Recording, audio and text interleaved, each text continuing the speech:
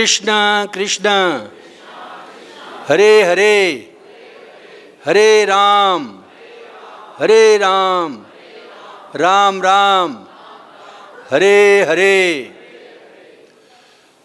आज सुबह की भागवतम कक्षा में आप सबका बहुत बहुत स्वागत है, आभार है। तो पहले कीर्तन शुरू करेंगे।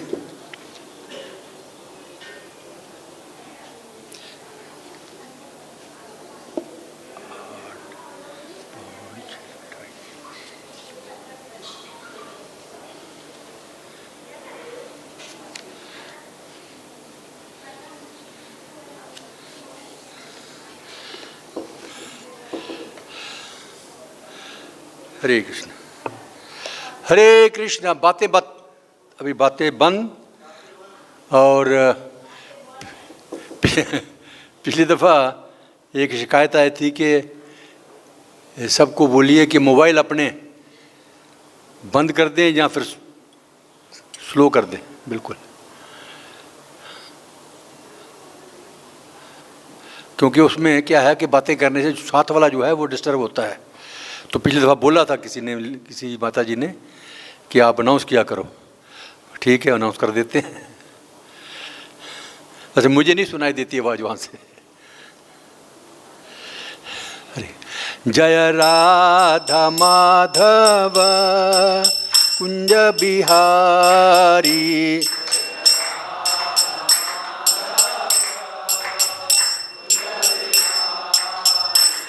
जय राधा माधव कुंज बिहारी,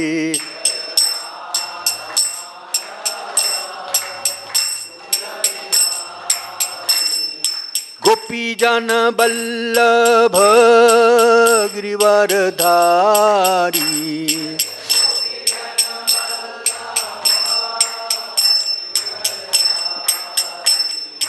गोपी जन बल्लभ गिरिवरधारी,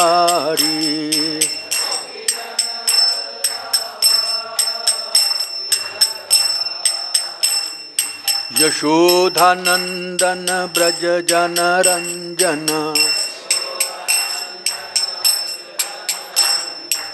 यशोधानंदन ब्रज जन रंजन,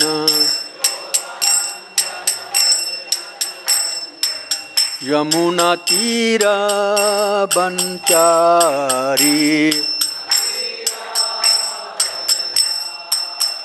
यमुना तीर बनचारी,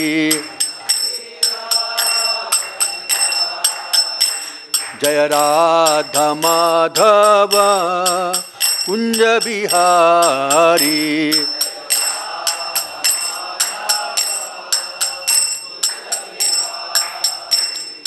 गोपी जन बल्लभ गिरिवरधारी,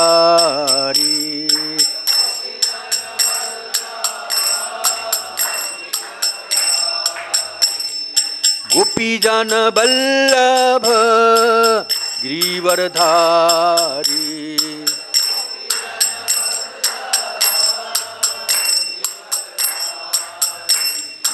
यशोधानंदन ब्रज जन रंजन, यशोदानंदन ब्रज जन रंजन, यशोदानंदन ब्रज जन रंजन, यमुना तीर बनचारी, जय राधा माधव कुंज बिहारी,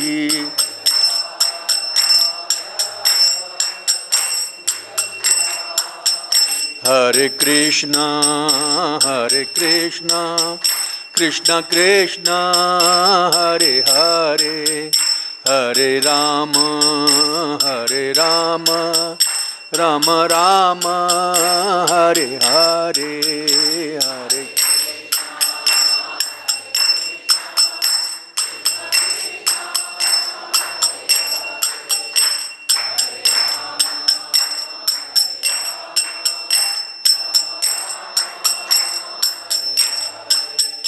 Hare Krishna,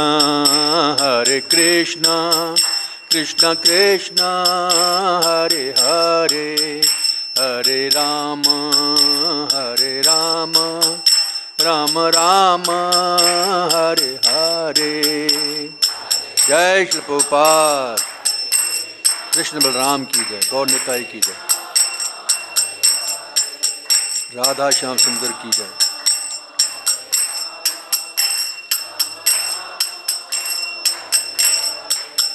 हरे कृष्णा कृष्ण कृष्ण हरे हरे, हरे राम राम राम हरे हरे।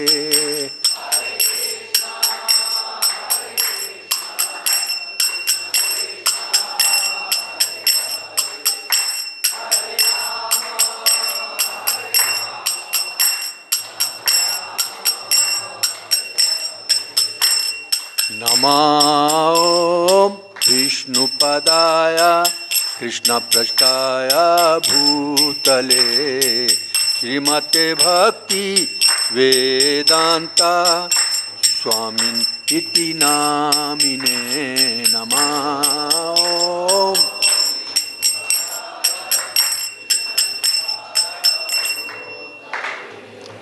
श्रीमते भक्ति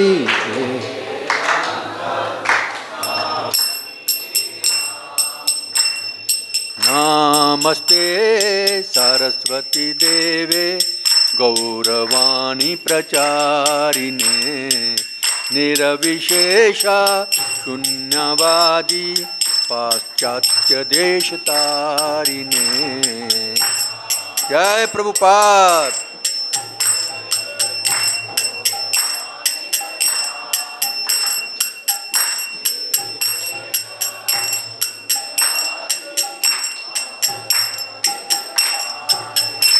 जय श्री कृष्ण चैतन्य प्रभु नित्यानंद, श्री अद्वैत गदाधर श्रीवासादि गौर भक्त वृंदा।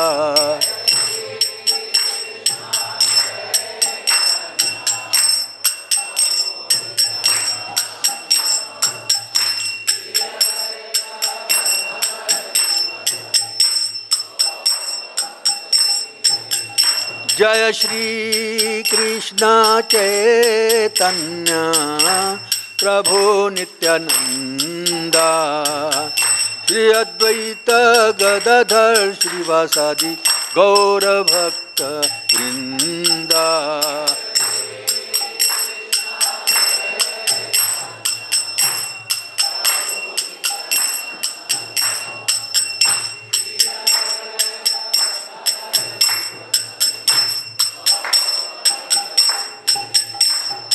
निताई गौरांग निताई गौरांग निताई गौरांग गौर हरि। निताई गौरांग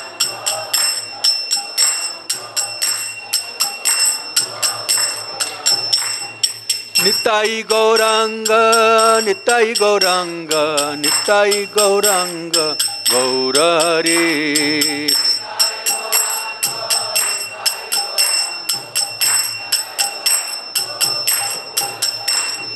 जय सचिनंदन जय सचिनंदन जय सचिनंदन गौर हरि।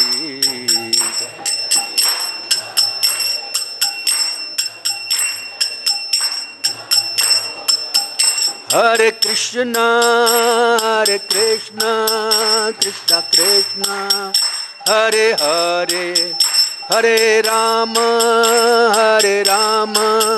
राम राम हरे हरे।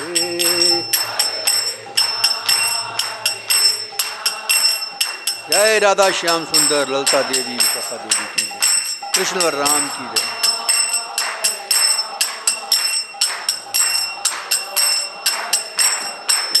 हरे कृष्ण कृष्ण कृष्ण हरे हरे, हरे राम राम राम हरे हरे।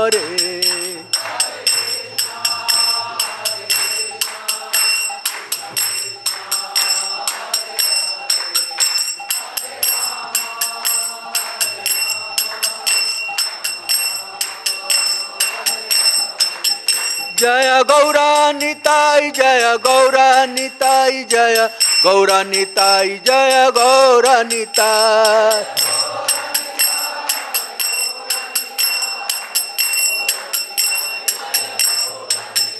जय कृष्ण बलराम कृष्ण बलराम कृष्ण बलराम जय कृष्ण बलराम।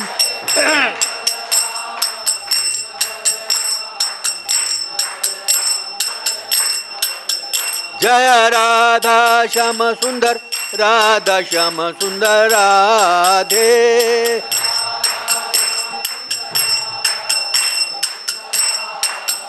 जय ललिता विशाखा जय ललिता विशाखा ललिता विशाखा जय ललिता विशाखा।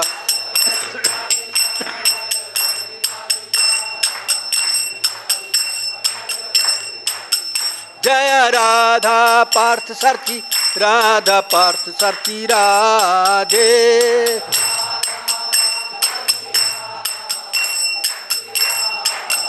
जय प्रभुपदा जय प्रभुपदा प्रभुपदा जय प्रभुपदा।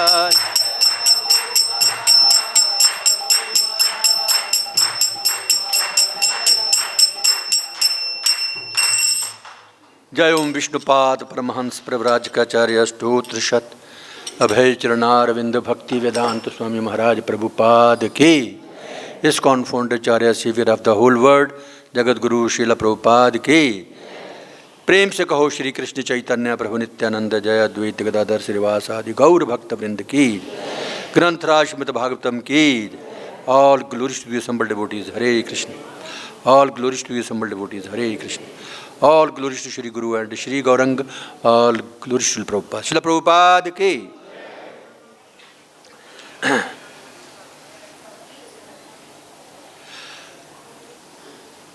ओम अज्ञानतिमिरन्धस्य ज्ञानञ्जनशलाकया चक्षुरुन्मिलितं येन तस्मै श्रीगुरुवे नमः। श्रीचैतन्यमनोभीष्टं स्थापितं येन भूतले स्वयं रूपकदा मह्यं ददाति स्वपदान्तिकम्। वन्देऽहं श्रीगुरु श्रीयुतापदकमलं श्रीगुरून् वैष्णवंश्च श्रीरूपं साग्रजातं सहगना रघुनाथान्वितं तं सजीवं साद्वैतं सावधूतं परिजनसहितं कृष्णचैतन्यदेवं श्रीराधा कृष्णपादान् सहगना ललिता श्री विशाखान्वितं। हे कृष्णा करुणा सिंधु दीनबंधु जगत्पते गोपेश गोपिका कांत राधा कांत नमोस्तुते। तप्त कांचन गौरांगी राधे वृंदावनेश्वरी वृषभानुसुते देवी प्रणमामि हरे प्रिय। वाञ्छाकल्पतरुभयश्च कृपा सिन्धुवैव च पतितानां पावनेभ्यो वैष्णवेभ्यो नमो। नमो विष्णुपदाय कृष्णपृष्ठाय भूतले श्रीमते भक्तिवेदान्त स्वामिनिति नामिने। नमस्ते सरस्वती देवे गौरवाणी प्रचारिणे निर्विशेष शून्यवादी पाश्चात्य देशतारिणे। जय श्री कृष्ण चैतन्य प्रभु नित्यानंद श्री अद्वैत गदाधर श्रीवासादि गौर भक्त वृंद। हरे कृष्णा कृष्ण कृष्ण हरे हरे हरे राम राम राम हरे हरे कृष्ण।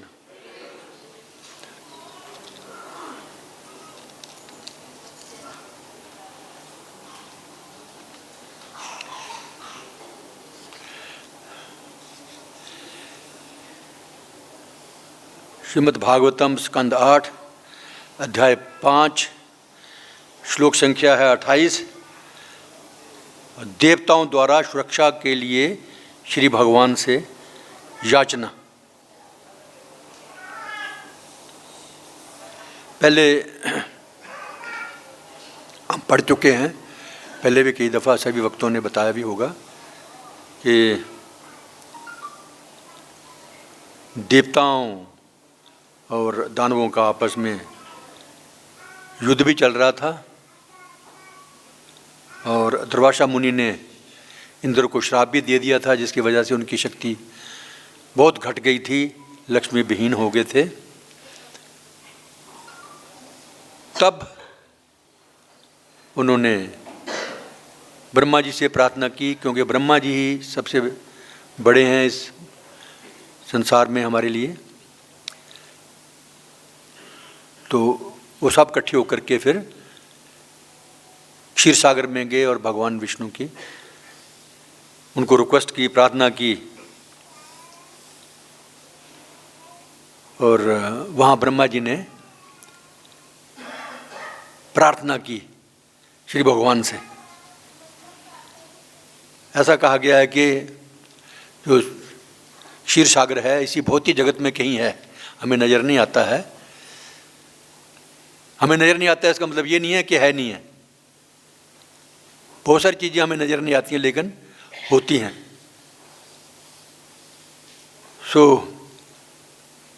और कोई भी आदमी बिना योग्यता के भगवान के दर्शन भी नहीं कर सकता है। तो जितने भी देवता गए हैं, यहाँ तक कि ब्रह्मा जी भी, उन्होंने प्रार्थना तो की है लेकिन भगवान के दर्शन नहीं हुए। आकाशवाणी से जरूर वार्ता हो जाती है कई दफ़ा। तो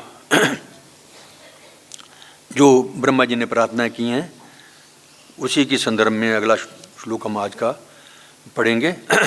सबसे पहले भगवान को थोड़ा प्रार्थना करेंगे। ओम नमो भगवते वासुदेवाय। ओम नमो भगवते वासुदेवाय। ओम नमो भगवते वासुदेवाय।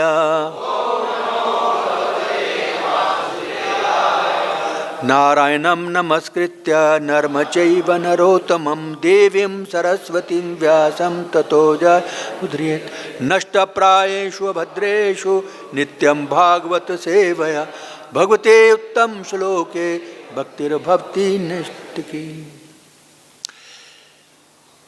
जो सोबत है वो खोबत है, जो जागत है वो पावत है। मैं कई बार ये बोलता हूँ, तो कुछ लोग सोए हुए हैं, उठ नींद से अखियां खोल जरा और अपने प्रभु से ध्यान लगा। ये प्रीत करण की रीत नहीं, ये भगवान से हम प्रीत करना चाहते हैं। प्रेम डेली हम पढ़ते हैं, हैं? कि हमें भगवान से प्रेम करना चाहिए, तो ये प्रेम करने की रीत थोड़ी है। वो जागत है और तुम सोबत हो गर्दन लटका करके। बहुत सारे लोग पीछे मुड़ के देखो सोए हुए हैं, है ना। तो ये ठीक नहीं है। क्या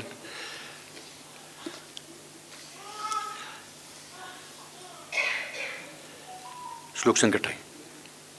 यस्य चक्रम त्वजेरमाणं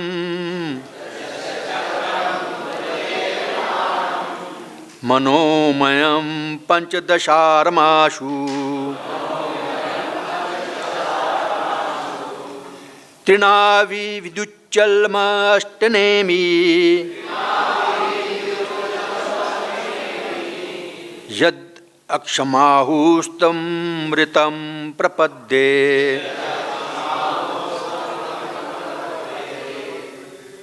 अजस्य चक्रं त्वजेर्यमानं मनोमयं पंचदशार्माशु तृणावि विद्युच्चलमष्टनेमि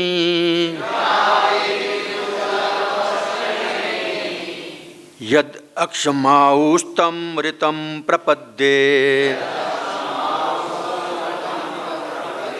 हाँ पढ़िए, दोहराइए।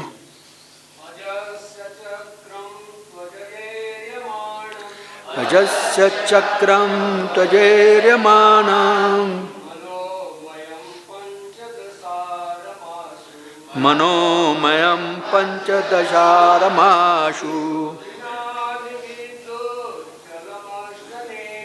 तृणाविविद्युचलमष्टनेमि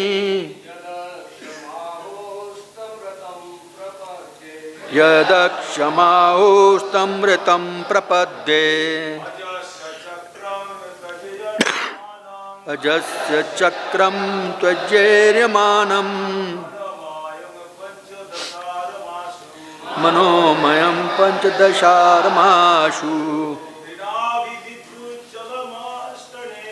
तृणाविविद्युचलमष्टनेमि यदक्षमाहोस्तमृतं प्रपद्ये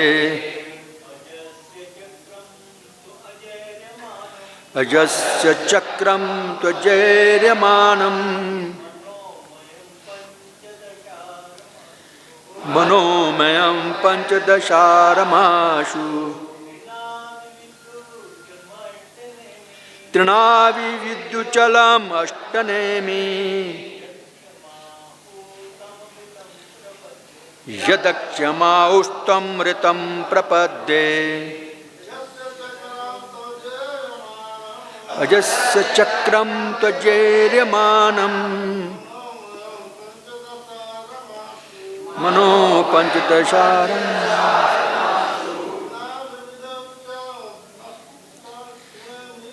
तृणाविविद्युचलमष्टनेमि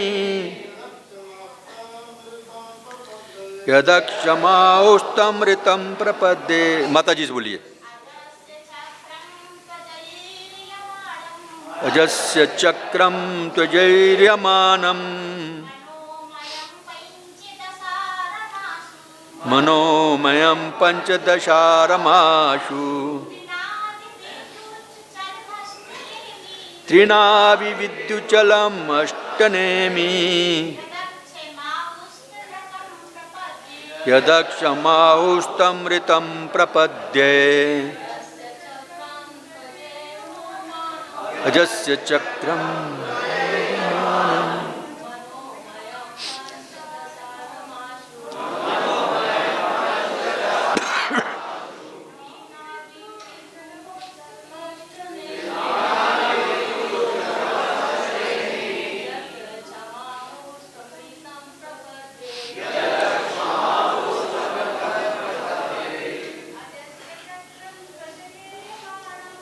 यस्य चक्रं वतीर्यमानं मनोमयं पंचदशारमाशु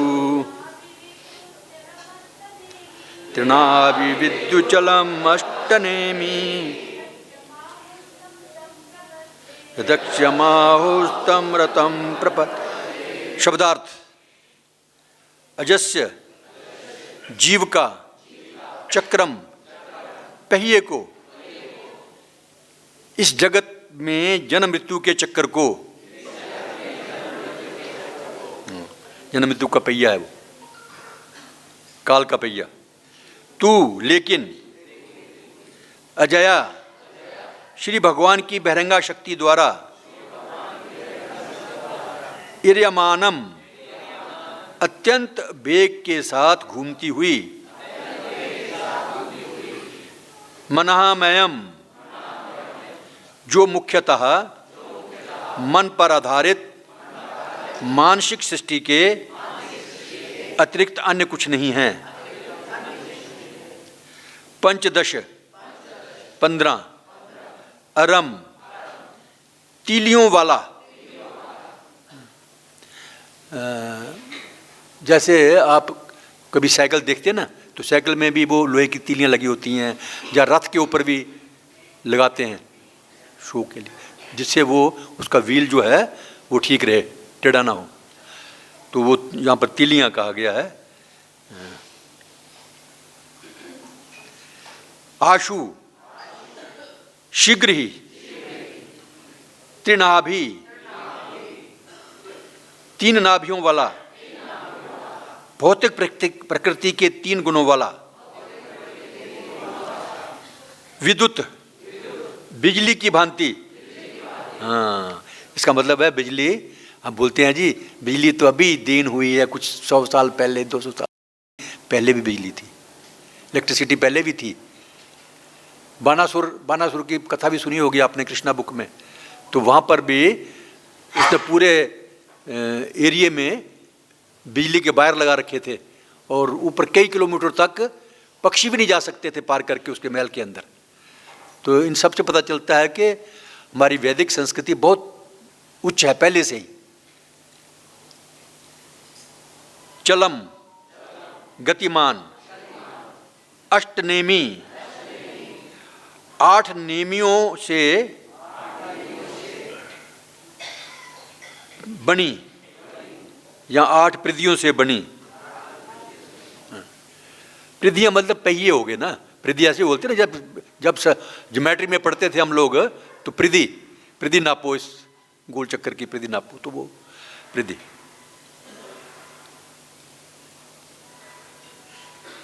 श्री भगवान की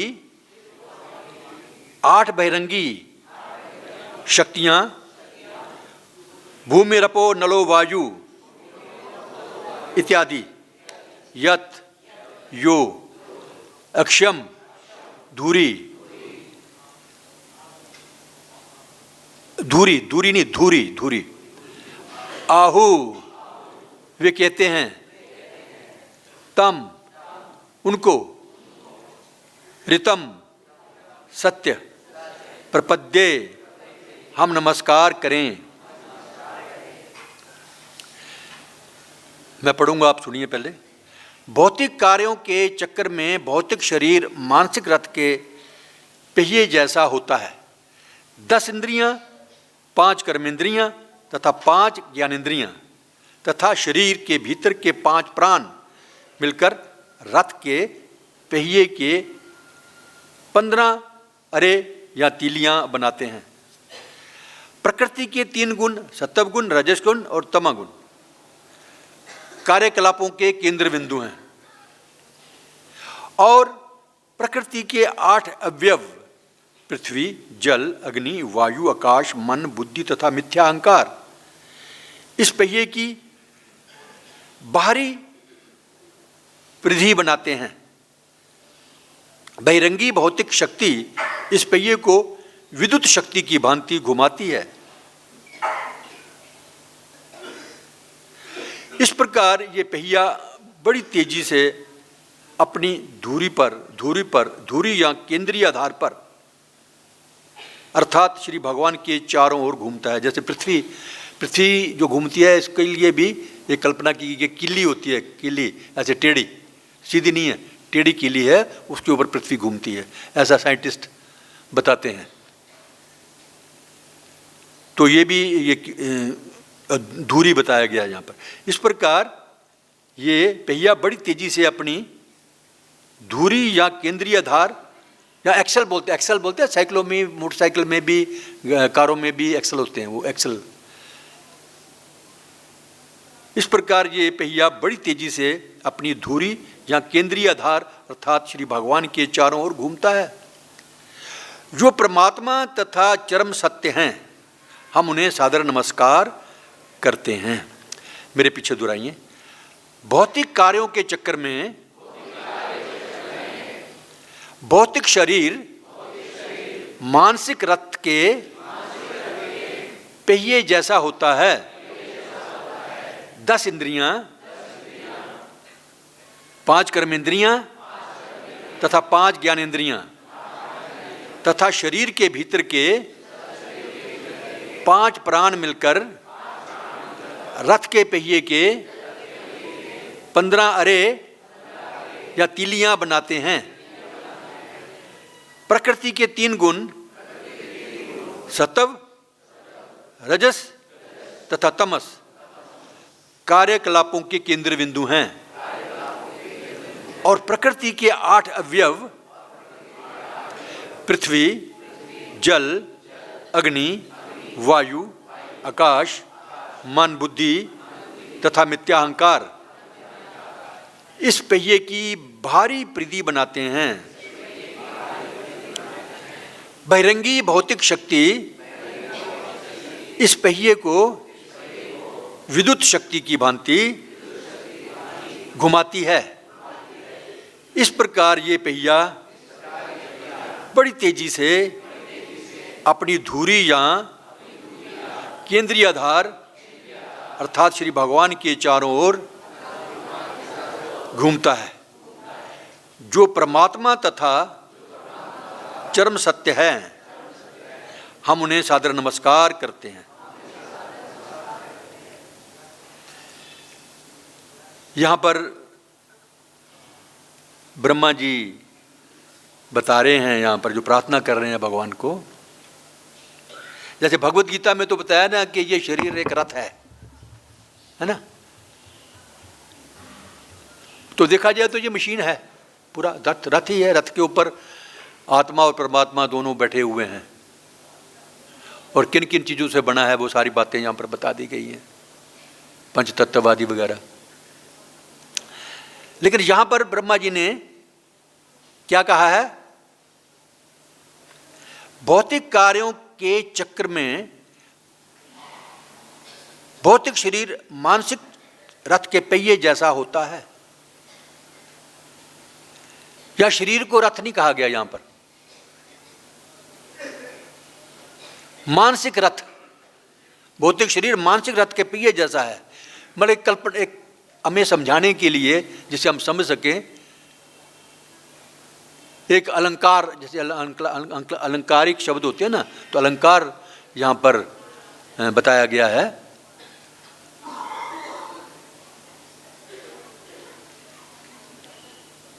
भौतिक शरीर मानसिक रथ के पहिए जैसा होता है। इसमें 10 इंद्रियां, 5 कर्मेंद्रियां तथा 5 ज्ञानेंद्रियां तथा शरीर के भीतर के 5 प्राण मिलकर रथ के पहिए के 15 अरे बनाते हैं। प्रकृति के 3 गुण, सत्वगुण, रजोगुण, तमोगुण कार्यकलापों के केंद्र बिंदु हैं। जितना भी एक्चुअली यहाँ पर जन्म मृत्यु का भी बताया गया कि हम जन्म मृत्यु के चक्कर में फंसे हुए हैं, 84 लाख योनियों के चक्कर में फंसे हुए हैं। ये भी बताने की कोशिश की है, और कैसे फंसते हैं, क्यों फंसते हैं, ये भी बताया गया है श्लोक में। एक दफा इस भौतिक जगत में हम फंस गए ना, उसके बाद फिर निकलना और मुश्किल हो जाता है, और फंसते जाते हैं, और फंसते जाते हैं, और फंसते जाते हैं। और भौतिक जगत में आते क्यों हैं? ये भी अपने कर्मों अनुसार, अपने कर्म फल के अनुसार ही आते हैं हम। नहीं तो कोई भी पिता अपने बच्चे को दुख में नहीं देख सकता है। कृष्ण हमारे माता पिता हैं। हमारे वैदिक शास्त्र भी ये बोलते हैं, तुमैव माता च पिता तमैव, तमैव बंधु सखा तमैव, तमैव विद्या द्रवणम तमैव, तमैव सर्वम मम देव देव। हमारे माता पिता, धन, सब कुछ कृष्ण ही हमारी माता, कृष्ण ही हमारे पिता, कृष्ण हमारे बंधु, सब कुछ वही हैं। तो वो क्यों चाहेंगे कि उनके आश्रित बच्चे जो हैं वो जन्म मृत्यु के चक्कर में फंस जाएं और दुख उठाएं जा करके? वो नहीं चाहते हैं। वो तो उल्टा चाहते हैं कि इनको दोबारा वापस लाया जाए किसी तरीके से, भगवद गीता सुना करके, प्रभुपाद जी जैसे संतों को भेज करके। तो यहां पर बताया गया है कि एक दफा हम आगे कर्म करते हैं, और कर्म जो हैं वो सत्वगुण, रजोगुण, तमोगुण, ये तीनों के अंदर ही करते हैं हम। कभी ज़्यादा तमोगुण से में काम करते हैं, कभी सत्व रजब मिक्स हो जाता है, कभी सत्व गुण में भी आ जाते हैं। ऐसा कर्म भी करते हैं। ये कार्यकलापों के केंद्र बिंदु हैं, सत्व रजस तमस, सेंट्रल पॉइंट जिसको बोलते हैं। और प्रकृति के 8 अवयव पृथ्वी, जल, अग्नि, वायु, आकाश, मन, बुद्धि तथा मिथ्या अहंकार इस पहिए की बाहरी परिधियां। इसके बारे में हम पढ़ेंगे, अभी सारा विस्तार से समझने का प्रयास करेंगे। इसी पहिए की भारी परिधि बनाते हैं। बहिरंगा भक्ति भौतिक शक्ति इस पहिए को विद्युत शक्ति की भांति घुमाती है।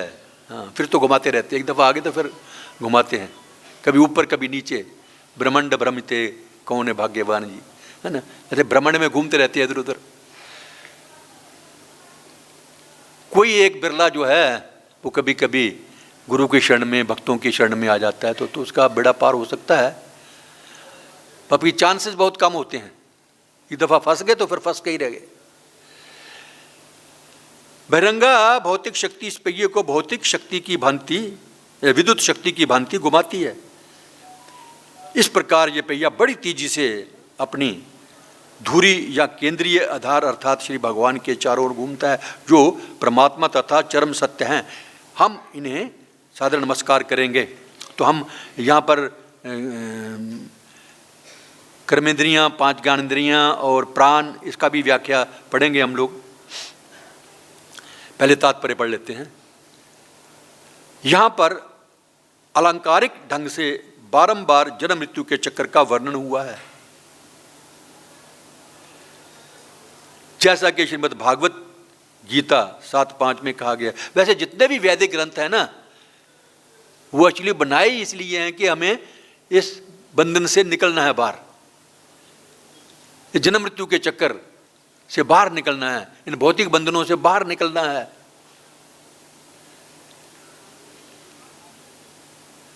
अप्रियम इतस्त्वन्याम प्रकृतिम विधि में पराम जीवभूतम महाबाहो यजेतम धार्यते जगत।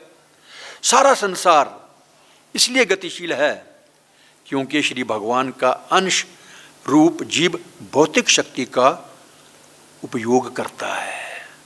वैसे संसार का मतलब ही क्या होता है? संसार का मतलब है गतिशील। संसार का जो मीनिंग है यह है कभी ऊपर कभी नीचे, कभी दाएं कभी बाएं, कभी इस ग्रह में कभी उस लोक में कभी उस लोक में, चलायमान, इसको संसार कहते हैं।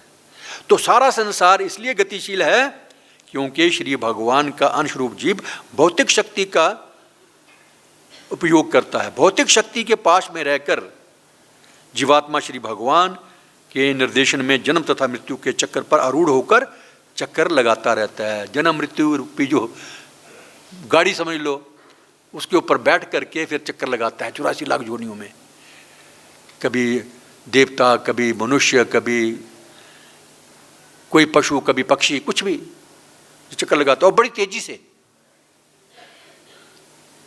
इसका केंद्र बिंदु परमात्मा है, जैसा कि भगवत गीता में कहा गया है। ईश्वरः सर्वभूतानां हृद्देशे अर्जुन तिष्ठति ब्राह्म्यन् सर्वभूतानि यंत्ररूढ़ानि मायया। हे अर्जुन, भगवान सबके हृदय में स्थित हैं और उन सारे जीवों की गति का निर्देशन कर रहे हैं जो मानो भौतिक शक्ति से बने किसी यंत्र पर आसीन हैं। जीव का भौतिक शरीर बद्ध जीव के कार्यकलापों का परिणाम है। जो हम कार्य करेंगे उसी के परिणाम स्वरूप हमें ये शरीर मिलते हैं, कर्मफल। और चूंकि इसको आश्रय देने वाले परमात्मा हैं, कराएगा तो परमात्मा ही, बिना परमात्मा के तो हम कुछ कर ही नहीं सकते। हमें निर्देश देने वाले ही चाहते हम हैं, निर्देश कराते पूरा भगवान है, परमात्मा। परमात्मा जो भगवान के है ना, ब्रह्मेति परमात्मेति भगवानिति सब, तो 3 शब्द हैं। तो परमात्मा जो है, परमात्मा भगवान सब एक ही कई लोग बोलते हैं वही परमात्मा वही भगवान नहीं है। यहाँ 3 स्थितियां बताई गई हैं, ब्रह्म, परमात्मा, भगवान। परमात्मा जो है सारे ब्रह्मांडों में रहता है और एक प्रकार का हमारा शरीर भी एक ब्रह्मांड है, इसमें परमात्मा रूप है। और एक तरफ जीवात्मा, एक तरफ परमात्मा, वही हमें वाच करते हैं। हमें स्वतंत्रता दे रखी है, आज़ादी दे रखी है, कुछ सारी नहीं, कुछ लिमिटेड आज़ादी है। उसके अनुसार हम कर्म कर सकते हैं और उसका फल भी चख सकते हैं। और परमात्मा जो है वो दिखते रहते हैं, ये क्या कर रहा है। परमात्मा की तरफ तो हम देखते भी नहीं हैं, पहली तरफ मुंह कर लेते हैं। और परमात्मा हमेशा ये चाहते हैं कि मेरी तरफ देखे तो सही है, लेकिन हम देखते नहीं हैं। तो जीव का भौतिक शरीर बद्ध जीव के कार्यकलापों का परिणाम है और चूंकि इसको आश्रय देने वाले परमात्मा हैं, अतः परमात्मा ही वास्तविक हैं। इसलिए हमें चाहिए कि केंद्रस्थ सत्य को सादर नमस्कार करें, मतलब भगवान को नमस्कार करना चाहिए। मनुष्य को इस भौतिक जगत के कार्यकलापों से दिग्भ्रमित नहीं होना चाहिए। इस भौतिक जगत में भी बड़ी अच्छी अच्छी चीज़ें देखने को मिलती हैं, खूबसूरत नज़ारे देखने को मिलते हैं, नदियाँ, पहाड़, सूर्य, चंद्रमा, सितारे, पता नहीं क्या क्या मिलते हैं। जब गांव से हम नए नए दिल्ली में आए थे तो वो बड़े बड़े साइन बोर्ड लगे होते हैं ना, उनको ही देखते रहते थे 15 मिनट तक कि क्या नया अजूबा है ना। आजकल तो आम हो गई बात, अभी तो गांव में भी बड़े बड़े होर्डिंग लग जाते हैं, लेकिन उस समय बहुत पुरानी बात कर रहा हूँ मैं, तो हमें बड़ा अजीब सा लगता था, तो हम उसमें भरमा जाते थे।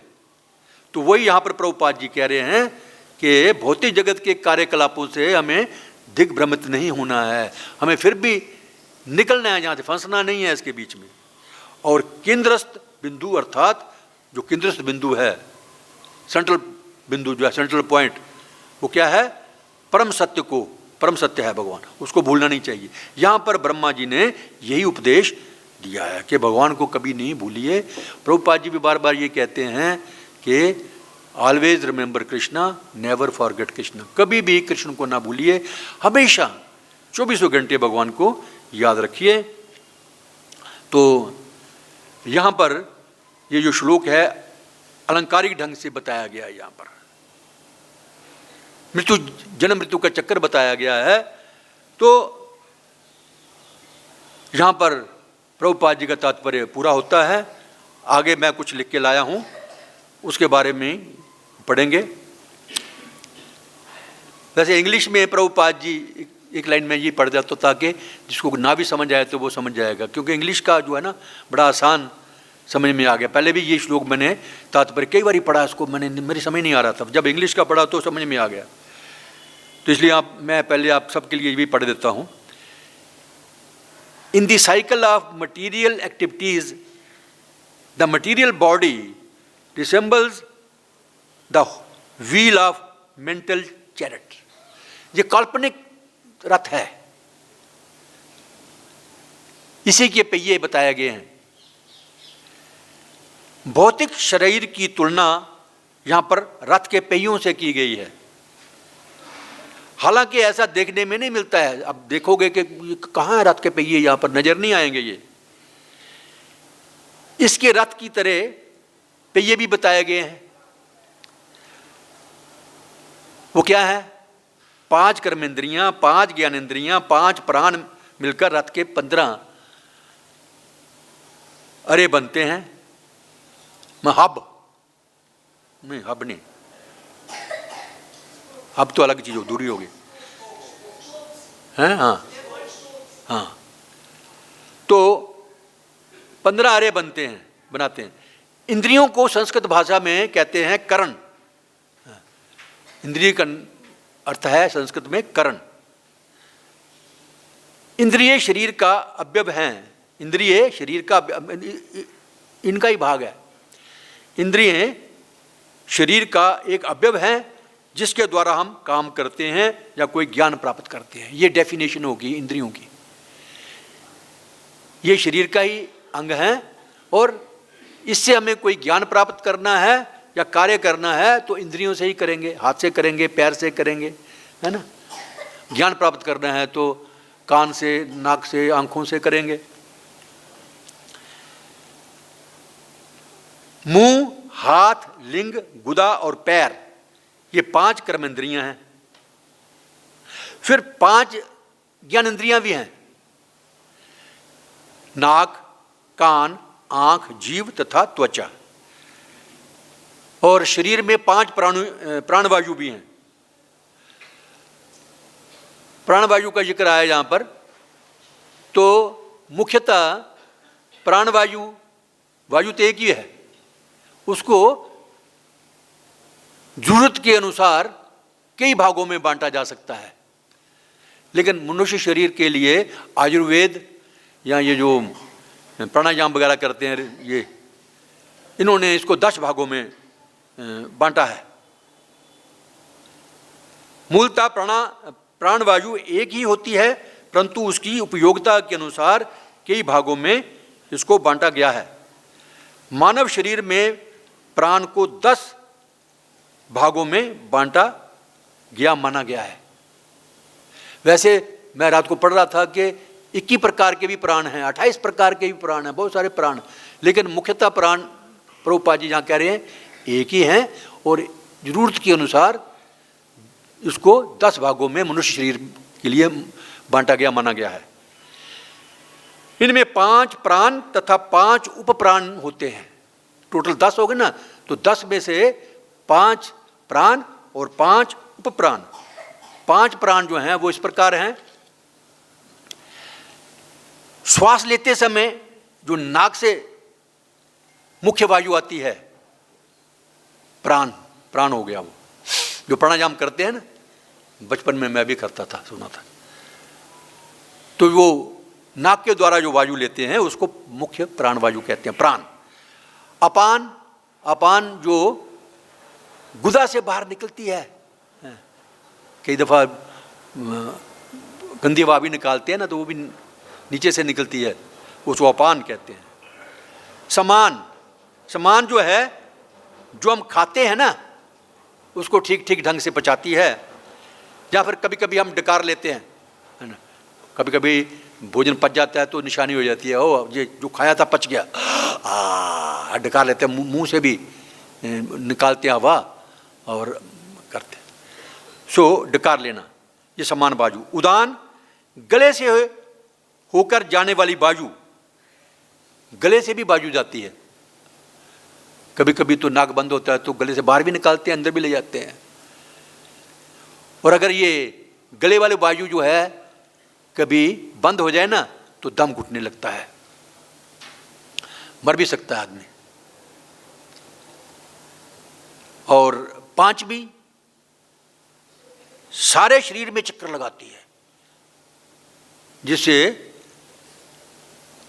ब्लड सर्कुलेशन भी होता है, ऑक्सीजन भी पहुंचती है सब जगह पर, और जो भी चीज़ें हैं सब जगह पर, पूरे पैर के अंगूठे से लेकर के सिर तक सब पहुंचाती है। इससे पूरे शरीर में ये घूमती रहती है। तो ये तो हो गए मुख्य प्राण। और जो उपप्राण बताए गए हैं, नागवायु, कृकर, कुर्म, देवदत्त, धनज्य। आंखें और मुंह खुलने में सहायक बनती हैं, वो है नागवायु। आंखें हमारी खुलती हैं, नहीं तो बंद ही रहेंगी, है ना। इनके भी अलग अलग देवता हैं, वो भी अलग पड़ेंगे कहीं। अलग अलग अंग के अलग अलग देवता हैं जिससे हमारी आंखें काम करती हैं। अच्छा, कृकर वायु होती है, कृकर प्राण, उससे हमारी भूख बढ़ती है और भूख लगती है। कुर्म, कुर्म जैसे कुर्म नाम ही है, कुर्म कछुआ, जो वायु को संकोचन करने में सहायक होती है। जो वायु मर जाती है उसको इकट्ठा भी कर लेते हैं और बाहर भी निकालते हैं। देवदत्त, कभी कभी हमें अंगड़ाई आती है ना जोर से, बड़े थके होते हैं, बड़े थकते ऐसे करते हैं ना, तो उसे दिखा हुआ आपने, बड़ी भी थकावट हो तो जब ऐसा होता है तो थकावट मिट जाती है। तो देवदत्त वायु विश्राम दिलाती है। ये जो वायु अंगड़ाई लेते समय मुख को फैलाकर, मुंह भी खुला जाता पूरा ऐसा करके। 10वीं है धनंजय, ये पालन पोषण में सहायक होती है, और ये सारी वस्तुएं हृदय के मध्य से, जितने भी वायु है ना ये हृदय के मध्य से, कोई कुछ लोग बोलते हैं नाभि से उठती हैं, लेकिन जो हमारी भगवत गीता है, भागवत और भगवत गीता प्रभुपाद जी ने जो बताया है, वो हृदय से उठती हैं, और हृदय में ही भगवान का स्थान है और हमारा भी स्थान है, आत्मा और परमात्मा दोनों, और यहीं से ये वायु, प्राण वायुएं उठती हैं ये। अच्छा, ये तो हमने इंद्रियों के बारे में, प्राण के बारे में थोड़ा थोड़ा समझने का प्रयास किया है। उसके बाद मुख्य विषय में आते हैं अभी हम। मनुष्य को अपने कर्मों के अनुसार ये शरीर दिया जाता है। हम अपने कर्मों के अनुसार शरीर नहीं ले सकते, हमें कर्मों के अनुसार शरीर दिया जाता है जबरदस्ती, ये लो भैया। वहां पर हमारी चॉइस नहीं है कि हमें आदमी का शरीर चाहिए या देवता का शरीर चाहिए, वो दिया जाता है। कर्मणा देव नेत्रेन जंतुर ही उपतते। 84 लाख योनियां में शरीर यंत्र के तुल्य है। 84 लाख योनियां जितनी भी हैं सारे यंत्र हैं, हमें दिए हुए अलग अलग यंत्र हैं। इस भौतिक जगत में मान देखते हैं ना, बहुत सारे यंत्र बने हुए हैं। मोटरसाइकिल है, कार है, रेल है, पता नहीं क्या क्या कई यंत्र हैं, घड़ियां हैं, कोई छोटे हैं कोई बड़े हैं। तो जो 84 प्रकार के जो योनियां हैं वो यंत्र के बराबर हैं या तुल्य हैं, जो प्रत्येक जीव को मिले हैं। लेकिन कृष्ण इतने दयालु हैं, क्योंकि 84 लाख योनियों में रहेंगे तो तकलीफ तो उठेंगे हमारे। यहाँ पर बार बार मरना पड़ेगा, बार बार पैदा होना पड़ेगा, बीमारी भी आएगी, बुढ़ापा भी आएगा, कान में दर्द भी होएगी, घुटनों में दर्द भी होएगी, तकलीफ ही तकलीफ है इस भौतिक शरीर में। पुनरपि जननम पुनरपि मरणम, ये शंकराचार्य जी कहते हैं। पुनरपि जननम पुनरपि मरणम पुनरपि जननी जठर, बार बार पैदा हो, मरो, माँ के गर्भ में जाओ, है ना। तो ये 84 लाख योनियों में होता है, चाहे कोई मच्छर हो, चाहे कोई हाथी हो, चाहे कोई मनुष्य हो, चाहे कोई देवता हो। जीवन का जो ड्यूरेशन है वो लंबा कम या छोटा हो सकता है, बाकी प्रोसेस सारी योनियों में एक जैसा ही है। तो उन्होंने क्या किया, भगवान कहते हैं कि जो शुरू में जैसे मैंने कहा भगवान हमारे सबके पिता हैं, तो बड़े दयालु हैं वो। जो शरीर मिला, नाना प्रकार की हमारी इच्छाएं हुई भोग करने की, वो भी उपलब्ध करा दी। मच्छर को मच्छर का भोग करने का दे दिया, मनुष्य को जो भोग चाहिए, जो इच्छा है मनुष्य को मिल जाती हैं। हाथी को जो इच्छा होती है खाने की, वो तो घास फूस और ये पेड़ पौधे खाता, पेड़ खाता है, पेड़ों के तने खाता है। तो ये भगवान सब मुहैया करते हैं। हमारे पैदा होने से पहले हम लेके थोड़ा आए थे, हमारे पैदा होने से पहले ही, इस भौतिक जगत में आने से पहले ही भगवान ने सारा बंदोबस्त कर रखा है। जब हम पैदा होते हैं तो दूध को साथ में लेके आए थे, दूध पीना भी नहीं जानते। पिछले जन्म में कहीं पिया होगा, इस जन्म में तो नहीं पिया, जब पैदा नहीं हुए, अभी हम बाहर माँ के गर्भ में हैं। तो पैदा होते ही दूध पीना भी शुरू कर देते हैं, दूध पहले ही माँ के स्तनों में आ जाता है। तो कहने का तात्पर्य यह है, भगवान ने सब बंदोबस्त कर रखा है हमारा, जो हमारी इच्छाएं होती हैं, और फिर अपनी अपनी इच्छाओं के अनुसार, हमारी इच्छाओं के अनुसार सुख दुख मिलता है। कोई बोलते हैं जी भगवान को दुख दे रहा है, इसको क्यों सुख दे रहा है? भैया तुम्हारे कर्म ऐसे थे, उसके अनुसार तुम्हें ये शरीर मिला, और ये सुख उठाओ दुख उठाओ। भगवान तो नहीं चाहते कि तुम दुखी रहो, भगवान के धाम में जाकर के रहो। यदि हम सचमुच कर्म बंधन में नहीं बंधना चाहते हैं तो हमें सारे कार्य कृष्ण भावनामृत में रह करके करने चाहिए। यदि हम ये 84 लाख योनियों के कर्म बंधन में फंसना नहीं चाहते हैं तो हमें जितने भी कार्य हैं कृष्ण को समर्पण करते हुए ही करने चाहिए। भगवद गीता में भी ये कहा गया है, यज्ञार्थ कर्म अन्यत्र लोकायम कर्म बंधना। विष्णु के यज्ञ रूप में किया गया कार्य करणीय है, जो भगवान के लिए कार्य करना है वो करणीय है, बाकी कोई भी करने के लिए योग्य नहीं। अन्यथा ये कर्म मनुष्य को इस संसार में बांध देते हैं। जो भी कर्म करोगे, चाहे वो अच्छा कर्म करोगे चाहे वो बुरा कर्म करोगे, वो सब बांधने वाले हैं।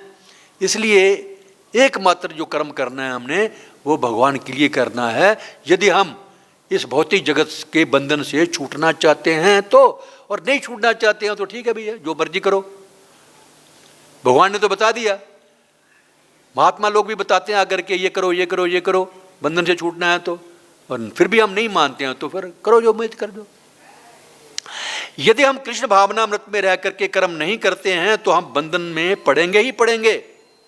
जिस तरह एक रेशम का कीड़ा अपने ही कृमि कोश में बन जाता। रेशम का कीड़ा देखा कभी? रेशम का कीड़ा मैंने बचपन में पाले थे, जब 5वीं जमात में पढ़ते थे तो सेरिकल्चर वालों, एक मेरे पिताजी का जान पहचान था, तो उसने वो छोटे छोटे कीड़े दे दिए, वो शहतूत होता है, शहतूत के पत्तों पर पलते हैं, तो बहुत पैसे मिलते थे उनको उनके ऊपर। तो मैंने देखा कि कभी हम ध्यान नहीं देंगे तो वो एक खोल सा बना लेता है और खोल के अंदर कीड़ा वो चला जाता है, वो फिर बाहर नहीं निकलता कई दिन तक बीच में, है ना। इसी प्रकार हम भी अपने कर्म बंधनों के जाल में फंस जाते हैं, फिर बहुत मुश्किल हो जाता है निकलना। तो इसलिए हमें कृष्ण भावनामृत में रहते हुए ही कर्म करने चाहिए, जिससे हम जगत में द्वारा से ना बंधे, संसार से द्वारा ना बंधे। परंतु होता ऐसा है कि हम भौतिक आकर्षण से दूषित होकर बंध जाते हैं। भौतिक आकर्षण भी तो कम नहीं है ना, भौतिक आकर्षण भी तो माया द्वारा बनाया गया है, दुर्गा देवी के द्वारा बनाया गया है, वो भी तो भगवान की शक्ति हैं, वो कम नहीं है। हम फंस जाते हैं, मम माया दुरत्या, बड़ा मुश्किल है इससे निकलना। हाँ, कृष्ण की जब शरण ले लेंगे तो फिर माया हमें छोड़ देंगी। जाओ बच्चों, जाओ कृष्ण के पास जाओ। तो यदि हम इन्हीं चक्रों में रहेंगे, फिर 84 लाख जो कीड़े हैं, 84 के कीड़े में फंसे रहेंगे। इसलिए हमें खूब क्या करना है, कृष्ण नामों का जप करना है, कीर्तन करना है। हरे कृष्णा कृष्णा कृष्णा हरे हरे, हरे राम हाँ, सिर्फ इतना ही नहीं करना, ये तो करना ही करना है। साथ में जितने भी ग्रंथ प्रभुपाद जी ने दिए हैं उनको पढ़ना अनिवार्य है। अगर पढ़ोगे नहीं ना, एक दिन कदम्ब कानन महाराज, उनका एक आया था कोटेशन, उन्होंने लिखा भाई कुछ दिन पहले ही, 3-4 दिन पहले ही आया, और प्रभुपाद जी तो बार बार बोलते हैं यदि पढ़ेंगे नहीं तो कुछ समय बाद आप चाहे माला जितनी मर्जी जाप कर लो, हम माला जाप कर रहे हैं जी प्रभु, वो तो आपने एक कसम खाई थी मैं माला जाप करनी है, लेकिन कुछ समय के बाद आप निरस हो जाओगे, रूखा महसूस करोगे, शुष्कपन महसूस करोगे। और यदि माला भी जाप करोगे, कीर्तन भी करोगे, भक्तों का सम भी करोगे, साथ में प्रभुपाद जी के ग्रंथ भी पढ़ोगे ना, तो फिर हमेशा तरोताजा रहोगे। ये फैक्ट है। कोई बोले कि मैं तो 16 माला जाप कर रहा हूँ डेली, लेकिन पढ़ाई नहीं कर रहा है, तो उसका जीवन जो है निरस हो जाएगा, कुछ समय बाद शुष्क हो जाएगा, वो आगे तरक्की नहीं कर पाएगा, वहाँ पर ही बैठ जाएगा, आगे नहीं जा सकेगा, बड़ा मुश्किल है ना।